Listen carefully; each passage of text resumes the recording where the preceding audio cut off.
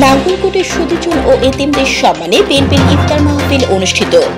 কুমিল্লার নাঙ্গলকোটের মোকড়া union BNP, Jubodal, ছাত্রদল সহ অঙ্গ সংগঠনের উদ্যোগে সুদীজন ও এতিমদের সম্মানে ইফতার ও দোয়া মাহফিল অনুষ্ঠিত হয়েছে। বুধবার বিষ্ণুপুর হাফিজা মাদ্রাসা মাঠে ভিক্টোরিয়া কলেজ ছাত্রদলের সাবেক সহ সভাপতি রাসেল মাহমুদের আয়োজনে এই দোয়া মাহফিল অনুষ্ঠিত হয়। কুমিল্লা রেলওয়ে পাবলিক উচ্চ বিদ্যালয়ের সাবেক প্রধান শিক্ষক মোহাম্মদ আব্দুল হাকিমের সভাপতিত্বে আলোচনা সভায় প্রধান অতিথির বক্তব্য রাখেন বিএনপির সাবেক সংসদ সদস্য আলহাজ আব্দুল গফুর ভূঁইয়া। অনুষ্ঠানে বিএনপি চেয়ারপারসন বেগম খালেদা জিয়াকে নিয়ে লেখা আমেরিকা প্রবাসী বিশিষ্ট ব্যবসায়ী মামুনুর রশিদের জননী ও বিশ্বাস নামে একটি বইয়ের মোড়ক উন্মোচন করেন সাবেক এমপি আব্দুল গফুর ভূঁইয়া।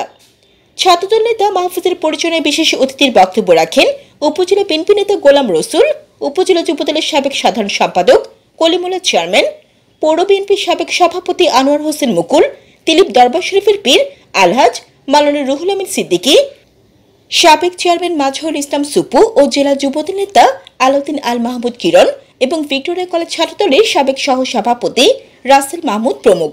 এ সময় উপস্থিত ছিলেন উপজেলা যুবদলের সাবেক দপ্তর সম্পাদক খোরশেদ আলম ভূঁইয়া, কলেজ ছাত্রদলের সাবেক সভাপতি সাইফুল ইসলাম, উপজেলা স্বেচ্ছাসেবক দলের সাবেক সাধারণ সম্পাদক আমানুল্লাহ, যুবদল নেতা আবুল কালাম, জসিমউদ্দিন, কামরুল হাসান, উপজেলা জিয়া মঞ্চ যুগ্ম আহ্বায়ক বাবলু, মোকড়া ইউনিয়ন ও ছাত্রদল নেতা ইফতেখারুল আলম তানভীর ও ইসরাফিল সহ উপজেলা ও মোকড়া ইউনিয়ন বিএনপি, যুবদল, ছাত্রদল সহ অঙ্গ সংগঠনের নেতাকর্মীরা উপস্থিত ছিলেন।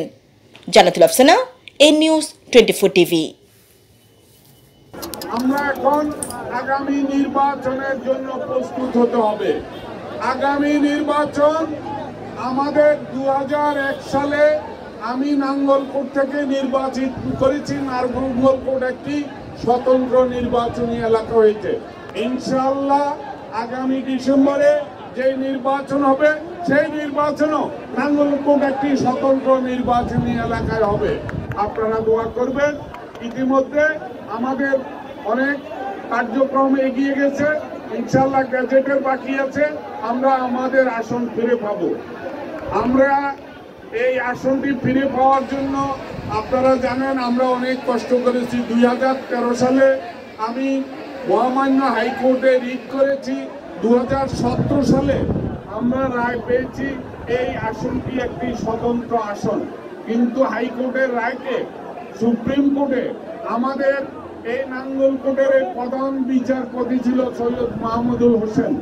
এই কুলন্ডার আমাদের সেই হাইকোর্টের রায়কে স্থগিত করে দিয়েছেন। সেই কারণেই আমরা স্বতন্ত্র আসন আমাদের 2018 সাল থেকেই আমরা পেয়েছিলাম। 18 সালের নির্বাচনে এটা স্বতন্ত্র আসন হয়ে গিয়েছিল। কিন্তু সুপ্রিম কোর্টে যদি স্থগিত না করত তাহলে আমরা 18 এবং 24 সালে এত বড় ওই সদর দক্ষিণ উপজেলা, লালমাই উপজেলা, নাঙ্গলকোট উপজেলা নিয়ে 3টি উপজেলা নিয়ে 2টি স্বতন্ত্র নির্বাচনী এলাকা একটি নির্বাচনী এলাকা হয়ে গেছে। ইনশাআল্লাহ আমরা আমাদের আসন ফিরে পাচ্ছি। ভাইরা আমার, যারা আজকে এখানে উপস্থিত আছেন মুরব্বিয়ানেরা, আপনারা জানেন 1996 সালে ডক্টর কামরুজ্জামানের পরাজয়ের পরে আমি আপনাদের মাঝে এসেছি। 96 থেকে 2001 সাল বিরোধী দলে ছিলাম। 2001 সালে আপনারা আমাকে বিপুল ভোটের ব্যবধানে বিজয়ী করে সংসদে পাঠিয়েছেন। আমি আপনাদের জন্য কাজ করেছি। আমি সপ্তাহে 2 দিন